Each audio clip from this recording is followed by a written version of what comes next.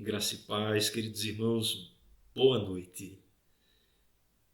Bem-vindos a mais uma leitura orante dos Salmos. Hoje a nossa atenção será voltada ao Salmo de número 12, Salmo de Davi. É um salmo de lamentação, é um salmo de lamento que a gente chama individual. Esse salmo ele tem muitas coisas interessantes da parte de Deus para a nossa vida. Então eu peço a você, meu irmão, minha irmã, que nesse momento você procure um lugar que seja o mais silencioso possível, que não tenha tantas distrações assim, para que você possa se concentrar, para que você possa fazer desse momento um momento especial do seu dia, no qual você pode, diante da palavra de Deus, orar. Orar não apenas a partir da palavra, mas orar com a palavra de Deus, orar na palavra de Deus. E isso é um privilégio. Temos essa oportunidade de fazermos isso aqui nessa quinta-feira. Então, sem mais delongas, meus irmãos, vamos ao Salmo de número 12. Eu farei aquelas pausas. É um salmo curtinho, farei 3 leituras. No meio dessas leituras, farei pausas. Essas pausas, sempre lembrando aos irmãos, são importantes e servem para que a gente possa se dedicar a um verso do salmo que nos chama mais atenção ou que percebemos Deus falando conosco pessoalmente através desse verso. E após a gente fazer essas 3 leituras e essas pausas, vamos fazer uma breve meditação nesse salmo e por fim vamos fazer uma oração. Salmo de número 12. Algumas Bíblias você vai encontrar aí um título, uma epígrafe, dizendo assim: Auxílio contra a falsidade. Ao mestre de canto para instrumentos de 8 cordas, Salmo de Davi. Socorro, Senhor, porque já não há homens piedosos. Desaparecem os fiéis entre os filhos dos homens. Falam com falsidade uns aos outros. Falam com lábios bajuladores e coração fingido. Corte o Senhor todos os lábios bajuladores, a língua que fala soberbamente, pois dizem: com a língua prevaleceremos. Os lábios são nossos. Quem é Senhor sobre nós? Por causa da opressão dos pobres e do gemido dos necessitados, eu me levantarei agora, diz o Senhor, e porei a salvo a quem por isso suspira. As palavras do Senhor são palavras puras, prata refinada em cadinho de barro, depurada 7 vezes. Sim, Senhor, tu nos guardarás. Desta geração nos livrarás para sempre. Por todos os lugares andam os perversos, quando entre os filhos dos homens a vileza é exaltada.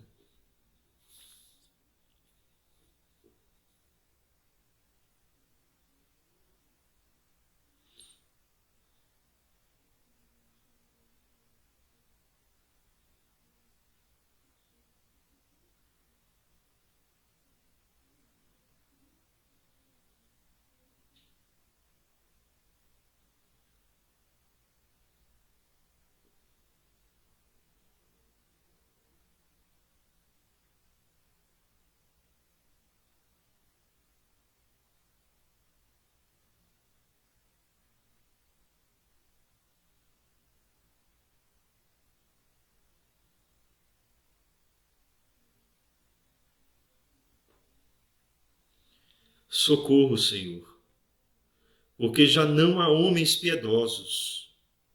Desaparecem os fiéis entre os filhos dos homens. Falam com falsidade uns aos outros. Falam com lábios bajuladores e coração fingido. Corte o Senhor todos os lábios bajuladores e a língua que fala soberbamente. Pois dizem: com a língua prevaleceremos, os lábios são nossos. Quem é Senhor sobre nós? Por causa da opressão dos pobres e do gemido dos necessitados, eu me levantarei agora, diz o Senhor, e porei a salvo a quem por isso suspira. As palavras do Senhor são palavras puras, prata refinada em cadinho de barro, depurada 7 vezes. Sim, Senhor, tu nos guardarás, desta geração nos livrarás para sempre. Por todos os lugares andam os perversos, quando entre os filhos dos homens a vileza é exaltada.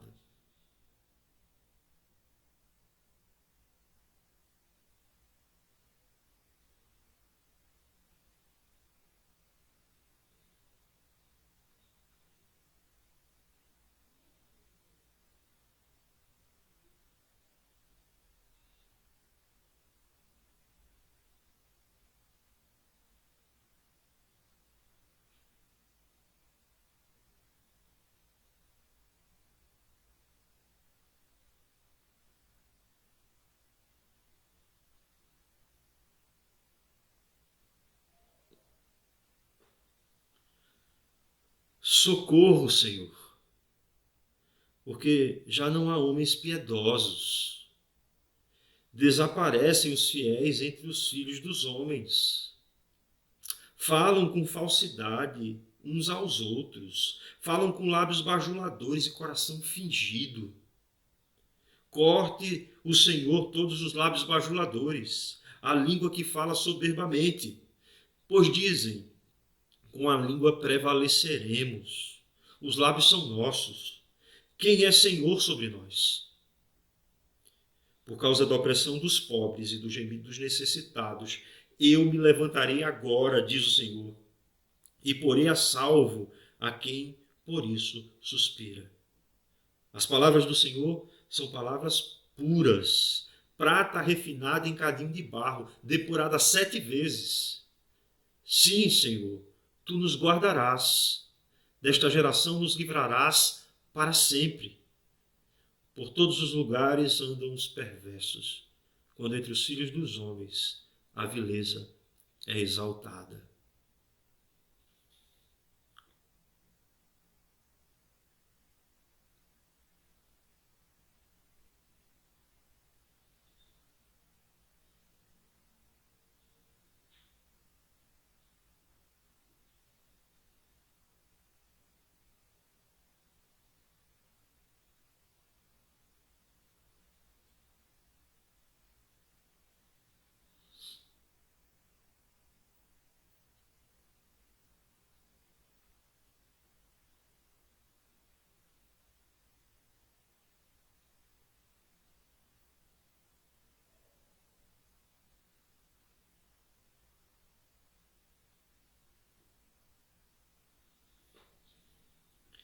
Por causa da opressão dos pobres e do gemido dos necessitados, eu me levantarei agora, diz o Senhor, e porei a salvo a quem por isso suspira.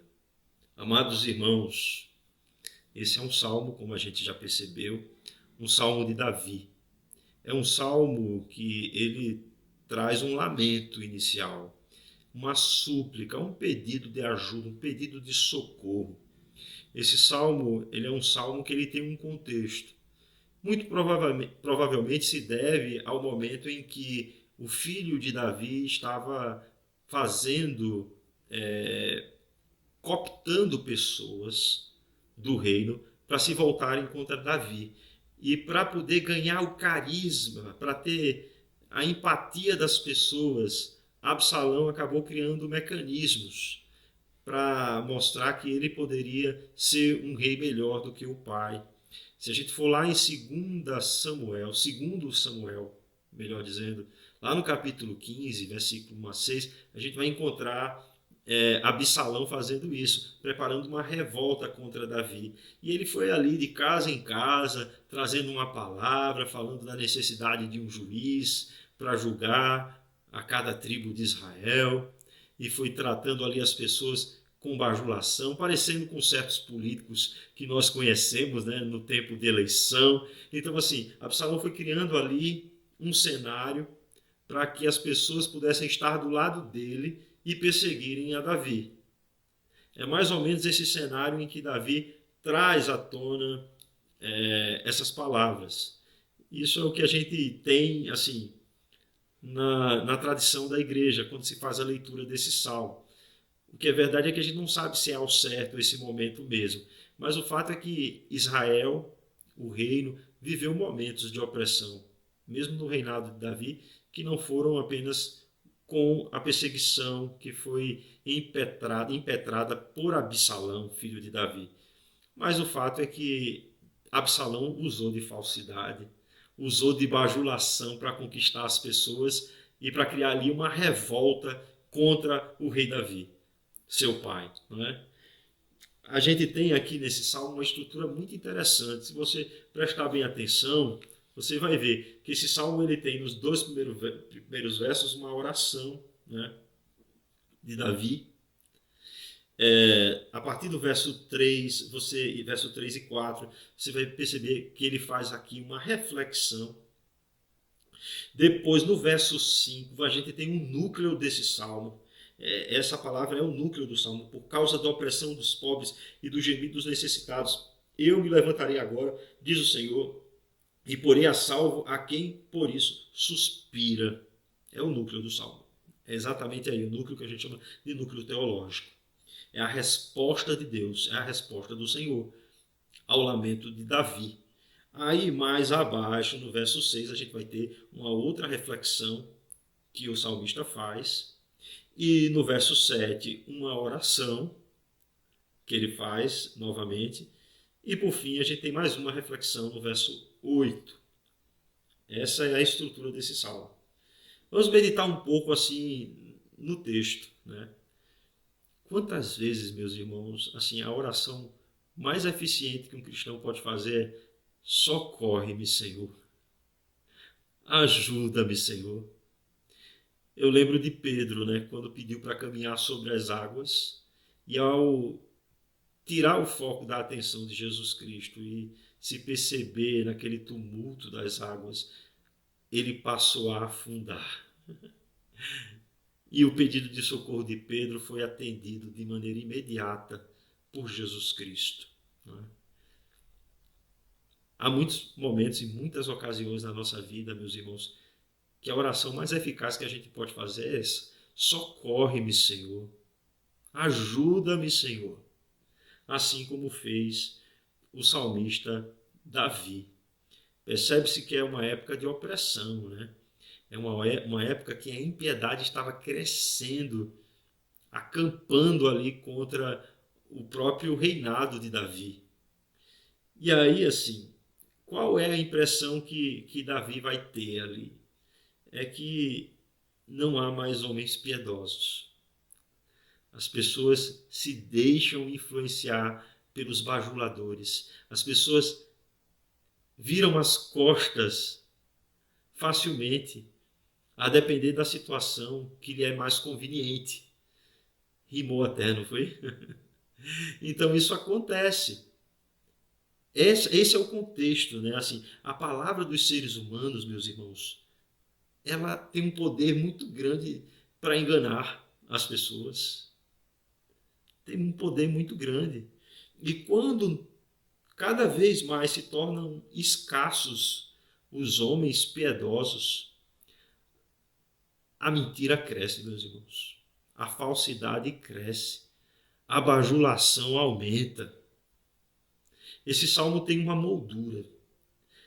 Essa moldura, ela traz quem é, com quem esse salmo, para quem esse salmo está se dirigindo. Ele está se dirigindo especialmente para os filhos dos homens. Se você for aí no verso 1, vai estar aí: desaparecem os fiéis entre os filhos dos homens. E se você for ao verso 8, você vai encontrar: por todos os lugares andam os perversos, quando entre os filhos dos homens a vileza é exaltada.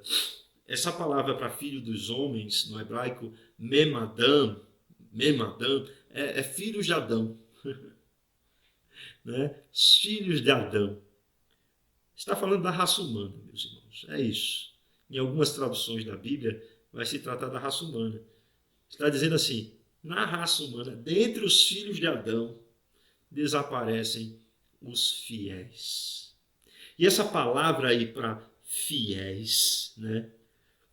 Hassid, ou Hashid, do hebraico, ela significa também aqueles que observam a aliança. Porque vejam só, para quem o salmista Davi está se dirigindo? A quem o salmista está se dirigindo? Ele está se dirigindo a Deus. Socorre-me, Senhor. E se você perceber em sua Bíblia, essa palavra Senhor está em caixa alta, em letras maiúsculas, porque esse é o nome de Deus, o nome do Deus da aliança, aquele nome que Deus revelou a Moisés na sarça ardente. A gente tem aí o Deus da aliança, e a gente precisa falar da aliança que temos com Deus. Sabemos que Deus é o garantidor da nossa aliança, mas sabemos que devemos viver em obediência a Deus, buscarmos viver de maneira verdadeira, Olha, meus irmãos, presta atenção aí nos versos subsequentes. No verso 2, veja o contraste entre a verdade, né, entre os fiéis, aqueles que buscam viver de acordo com o que preceitua o Deus da aliança, de acordo com a vontade do Deus da aliança, em contraste com aqueles que, vejam só, aí no verso 2, falam com falsidades uns aos outros, assim como Absalão estava fazendo. Se você depois quiser, você pode ir lá para 2 Samuel 15, e você vai ver o versículo 1 ao 6, e você vai ver o que Absalão estava aprontando lá. Então, assim, falam com falsidade uns aos outros, falam com lábios bajuladores e coração fingido. Queridos irmãos, isso é muito sério. Falar com falsidade uns aos outros é falar sem levar em consideração a verdade. É preferirem fingir, mentir. Isso é reforçado, porque ele diz assim, com lábios bajuladores, ou seja, eles não dizem aquilo que se passa no coração. Eles falam apenas da boca para fora, para agradar, para que aquilo seja convidativo, para que o outro se volte para ele. E ele diz que essas pessoas têm um coração fingido. Coração fingido é um coração que não condiz com o comportamento que eles têm. No interior deles, há rapina. Mas no exterior há um sorriso amável, aparentemente fraterno. Gente do céu, que perigo, que perigo. A nossa sociedade, meus irmãos, está entrando numa espiral para baixo. Cada vez mais as pessoas não têm mais nenhuma segurança na verdade. Rejeitam qualquer verdade que possa ser absoluta em termos morais, éticos e espirituais. As pessoas preferem viver a mentira do que tratar delas, dos seus próprios pecados, à luz da verdade. É tão sério isso, meus irmãos, que as pessoas estão fazendo de conta que a realidade é algo meramente subjetivo, coisa da cabeça delas. É uma pessoa que acorda, à noite ela era uma mulher, mas no outro dia ela acorda dizendo que ela é um gato e passa a se comportar como um gato e passa a andar de 4 patas no chão, porque agora a identidade dela é uma identidade felina. É nesse nível de coisas que podem soar até estranhas para a maioria de nós, mas é nesse nível de coisas que a nossa sociedade está vivendo, meus irmãos. A realidade não faz o menor sentido. Existe um escritor chamado Chesterton que influenciou C.S. Lewis, e ele disse que a gente vai chegar num tempo em que a gente vai precisar falar obviedades. Dizer que a grama é verde e comprovar que a grama é verde, porque as pessoas não vão acreditar mais que é verde. É nesse nível de coisas. As pessoas não têm mais nenhum compromisso com a verdade. E em última instância, meus irmãos, eu vou dizer uma coisa para os irmãos. Toda a verdade é verdade de Deus. É verdade de Deus. Mentira? Quem é o pai da mentira, meus irmãos? A Bíblia diz que o diabo é o pai da mentira. Lá em Apocalipse diz que ficarão de fora todos os que amam e praticam a mentira, meus irmãos. Mas nessa sociedade que é descrita aqui pelo salmista Davi, é uma sociedade em que a mentira virou moda, que a falsidade virou artigo de luxo. E aí ele, no verso 3, ele faz uma reflexão. Ele diz assim: corte o Senhor todos os lábios bajuladores, a língua que fala soberbamente. Essa expressão, corte o Senhor todos os lábios bajuladores, é como se ele dissesse assim: não, que o Senhor não dê mais voz a essas pessoas. Que o Senhor retire elas da comunidade, para que elas não possam influenciar de maneira perversa outras pessoas. É uma reflexão que ele está fazendo. E por que ele diz isso? Porque ele traz que essas pessoas com as quais ele está tratando aqui são pessoas que não levam em conta nenhuma autoridade, inclusive a autoridade de Deus e a autoridade da palavra de Deus. Veja aí o que está no verso 4. Pois dizem, com a língua prevaleceremos. Os lábios são nossos. Quem é Senhor sobre nós? Eles estão, meus irmãos, dizendo o seguinte, que por eles serem pessoas que têm uma grande persuasão e influência sobre a vida dos outros, pelo poder da palavra, eles vão prevalecer e não há quem possa impedi-los. Ninguém vai dizer para ele, pare de falar isso. É como se o salmista estivesse fazendo uma reflexão com esses perversos falando. Eles dizem assim, os lábios são nossos. Não sei se alguém já escutou isso. Quando alguém é corrigido por falar alguma palavra vã, ou por dizer alguma coisa que cause mal na vida de outras pessoas, alguém diz assim, puxa vida, é melhor ficar de boca calada do que falar uma coisa dessa. Aí a pessoa diz assim, a boca é minha, eu falo o que eu quiser. Meus irmãos, isso é rebelião. Um crente não fala o que quiser, não. Um crente não fala o que dá na telha, não. Um crente é uma pessoa submissa à vontade de Deus. Quem age desse jeito é quem não teme a Deus e que não tem autoridade sobre a vida dele, que não aceita, na verdade, a autoridade sobre a vida dele. Veja só o que diz numa pergunta retórica esses perversos. Quem é Senhor sobre nós? Essa palavra Senhor aqui, no hebraico, ela é o mesmo que mestre, sabe? Qual é a pessoa que tem autoridade sobre nós? Eles ficam ali se vangloriando da sua persuasão por influenciar pessoas com falsidade, com mentiras, com bajulações. Que coisa feia, né, meus irmãos? E aí, assim, até aqui a gente tem uma oração do salmista e uma reflexão do salmista. Agora a gente vai ter aqui, meus irmãos, algo que é muito forte. E é o núcleo desse salmo, que é a resposta do Senhor. Vejam só o que diz o Senhor. Por causa da opressão dos pobres, do gemido dos necessitados, eu me levantarei agora, diz o Senhor, e porei a salvo a quem por isso suspira.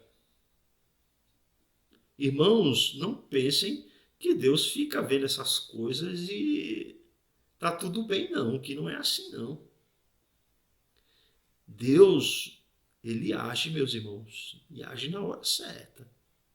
E Deus age com justiça. A verdade prevalece sobre a mentira, meus irmãos. A verdade de Deus prevalece sobre a mentira.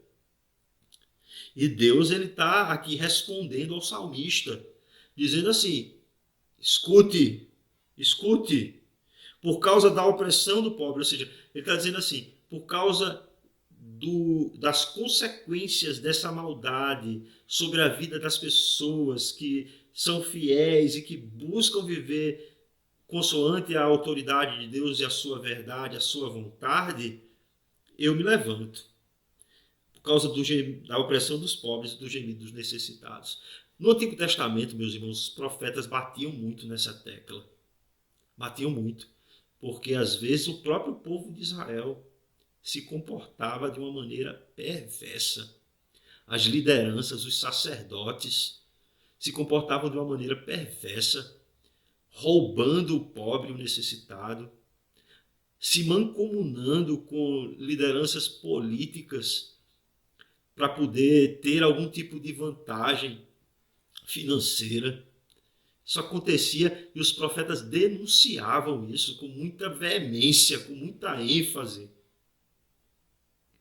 E Deus está dizendo, eu estou no controle, eu me levantarei e agirei. A partir daqui, meus irmãos, vocês vão perceber uma reflexão do salmista Davi, fazendo um contraste com essa falsidade, com esse engano das pessoas que vivem de maneira perversa. Ele vai trazer no versículo 6 a realidade da palavra de Deus. E que coisa linda, meus irmãos. Ele diz assim, as palavras do Senhor são palavras puras. As palavras do Senhor são palavras puras. Que coisa, né, meus irmãos? Quando se fala assim, que são palavras puras, é no sentido também de verdadeira. Revelam a verdade. As palavras do Senhor são palavras puras no sentido da santidade, mas aqui também, no hebraico, traz o sentido de verdade. São palavras verdadeiras. As palavras do Senhor são palavras verdadeiras. É diferente. O que Deus fala de uma maneira verdadeira. E aí ele dá uma característica das palavras do Senhor. É prata refinada em cadinho de barro, depurada 7 vezes. É porque, assim, quem não trabalha com joias, né, e com metais raros, como ouro, prata, não entende muito isso. Mas, assim, o metal, ele para extrair as impurezas, ele precisa passar pelo fogo. E esse processo de passar pelo fogo passa várias vezes até que chegue ao nível máximo de pureza desse metal, para que ele expulse as impurezas e chegue ao nível máximo de pureza. Quando se fala 7 vezes aqui, fala da perfeição. E aí é importante que se entenda, ele não está dizendo que a palavra de Deus é imperfeita e vai se aperfeiçoando, não. Eu já vi alguém aplicando dessa forma. Tem nada a ver. O que ele está falando aqui é do produto final. A palavra é prata refinada em cadinho de barro, depurada 7 vezes. Ou seja, a palavra de Deus é pura, é límpida. É límpida. Meus irmãos, quando você pega um metal, né? Eu já vi alguém aí fazendo essa aplicação, inclusive até mesmo o pastor Marcelo, que você vai passando no fogo ali, aquele metal, o ouro, a prata, ele vai chegando a um nível de tanta pureza que é possível ver no metal o reflexo, naquele metal incandescente, o reflexo do rosto da pessoa que está ali manipulando. Essa é a verdade, meus irmãos de Deus. A verdade de Deus age em nossa vida, mostrando quem de fato nós somos, meus irmãos. É melhor a verdade de Deus do que a mentira desse mundo. Não caiam nessa, meus irmãos, de que a verdade é relativa, de que a moralidade depende de cultura. As culturas, meus irmãos, humanas, todas elas estão afetadas pelo pecado e precisamos ser, sim, confrontados pela palavra de Deus, porque a palavra de Deus é verdade. A palavra de Deus revela o engano do nosso coração. Enquanto estamos sendo expostos à palavra de Deus, a nossa alma está sendo desnudada. Precisamos, meus irmãos, sermos confrontados com a palavra de Deus. E aí no versículo 6, 7, ele faz uma nova oração. E já é uma oração de convicção, vejam só. Sim, Senhor. O Senhor não disse que se levantaria? O Senhor não disse isso? Que ele se levantaria diante da opressão dos pobres, dos gemidos necessitados, e que poria a salvo aquele que por isso suspira, suspira pela justiça do Senhor, suspira pela verdade de Deus. Agora o salmista responde: sim, Senhor, tu nos guardarás, desta geração nos livrarás para sempre. Queridos irmãos, é óbvio que o salmista não está falando apenas do presente tempo. Ele está falando para sempre seremos livres dessa geração. Essa geração com a qual ele se refere, essa é a geração de pessoas perversas, pessoas que amam a mentira, pessoas que preferem viver no engano do que serem confrontadas pela verdade da palavra de Deus. É triste, meus irmãos, mas muitas dessas pessoas padecerão do inferno. Padecerão do inferno. Porque Jesus Cristo, mesmo tendo se revelado a elas preferiram viver nas trevas do que serem confrontadas pela luz do Evangelho. Elas preferiram viver na escuridão, se banqueteando com os seus prazeres mundanos e carnais, com os seus pecados, a serem confrontados pela verdade do Evangelho. E que todos nós somos pecadores e carecemos da glória de Deus. E que se não fosse por conta do Evangelho, se não fosse por conta de Jesus Cristo ter morrido em nosso lugar naquela cruz, nós estaríamos sentenciados a viver uma eternidade longe da presença bem-aventurada de Deus. Uma eternidade de sofrimento. Então, meus irmãos, ainda bem que temos essa certeza que o Deus da aliança, que deu o seu Filho Jesus Cristo por amor de nós, ele nos deu também a vida eterna com ele, na sua bem-aventurada presença, e a morte não tem a última palavra em nossa vida. Nós seremos completamente livres do pecado e não habitaremos mais em um mundo no qual a impiedade impera, a falsidade impera, reina. A mentira é a maneira pela qual as pessoas passam a representar a própria vida. E aí ele termina com uma nova reflexão, dizendo: por todos os lugares andam os perversos, quando entre os filhos dos homens a vileza é exaltada. Infelizmente, meus irmãos, quando a nossa sociedade ela se afasta da verdade de Deus, a nossa sociedade gera mais pessoas que amam a mentira, que preferem viver na mentira das suas próprias subjetividades que estão depravadamente afetadas pelo pecado, do que elas serem confrontadas com a verdade de Deus. E elas vão cada vez mais decaindo em seus próprios pecados. É aquilo que está em Romanos, lá no capítulo 1. Porque não dando a Deus a glória que é devida ao seu nome, mas se voltando contra Deus, amando mais a criatura, amando mais eles mesmos do que ao próprio Deus, acabaram se afastando tanto de Deus que Deus os entregou às suas próprias paixões, meus irmãos, para que eles se desonrem o seu corpo. Que triste, né, meus irmãos? Que triste. Mas essa geração é a geração que a gente está vivendo também. Prestem bem atenção. As pessoas não querem mais ouvir a verdade. Mas se você está vivendo e se sentindo pressionado nessa sociedade, se você, no seu ambiente de trabalho, na escola, você se sente oprimido, perseguido por pessoas que são falsas, que engendram mentiras contra você, não se desespere, não se desanime, porque Deus está no controle de tudo. Lembre-se do que ele disse a Davi: por causa da opressão dos pobres e do gemido dos necessitados, eu me levantarei agora, diz o Senhor, e porei a salvo a quem por mim suspira. Glória a Deus, meus irmãos! temos uma resposta da parte de Deus. E eu vou dizer uma coisa para os irmãos, escutem isso que eu vou dizer. A palavra e a ação de Deus são a mesma coisa, são uma coisa só.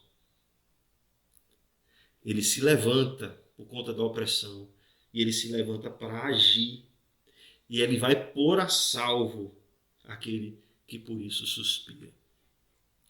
Temos garantida a nossa salvação em Jesus Cristo.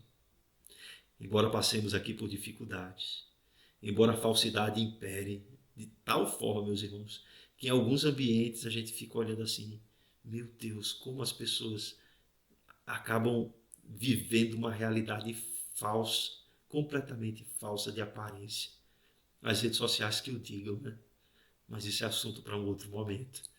Aqui cremos no nosso Deus, cremos na salvação que Ele nos propiciou em Cristo Jesus e por isso glorificamos o seu nome. Vamos orar, meus irmãos. Santo Deus, queremos te dar graças por esse salmo. Queremos te dar graças, ó Deus, porque assim como Davi, nós temos a quem nos reportar nos momentos em que nos percebemos cercados por dificuldades, por adversidades. Podemos dizer, ajuda-nos, Senhor, socorre-nos, Senhor, porque sabemos, ó Deus, que Tu nos ouves. E não nos ouves apenas, Senhor, Tu ages em nosso favor. Ó Deus, estamos vivendo numa sociedade em que cada vez a verdade tem sido rejeitada. Tem misericórdia do Teu povo, Senhor, para que não caia nas armadilhas desse século, nas armadilhas dessa sociedade, da cultura global que estamos vivendo, de agendas que são, Senhor, absolutamente contrárias à verdade da Tua palavra. As pessoas, Senhor, não aceitam mais a realidade das coisas. Elas querem mudar até mesmo a própria natureza, como uma revolta contra o Criador. Tem misericórdia, Senhor, dessas pessoas. Ajuda-nos para que possamos viver de tal maneira em que a Tua palavra seja viva em nós, Senhor. Que possamos viver a verdade da Tua palavra e que essa verdade resplandeça onde quer que nós estejamos para a glória do Teu nome. Ajuda-nos, ó Deus, porque sem Ti nada podemos fazer. Essa é a nossa oração aqui, Senhor, porque confiamos na Tua palavra. Confiamos, Senhor, que Tu és o nosso Salvador e que em meio às dificuldades Tu se levantas para nos ajudar. Tu te levantas para nos ajudar. Essa é a nossa oração. Em Cristo Jesus, nosso Senhor. Amém e amém. Irmãos, Deus nos abençoe. Uma boa noite a vocês e até a próxima.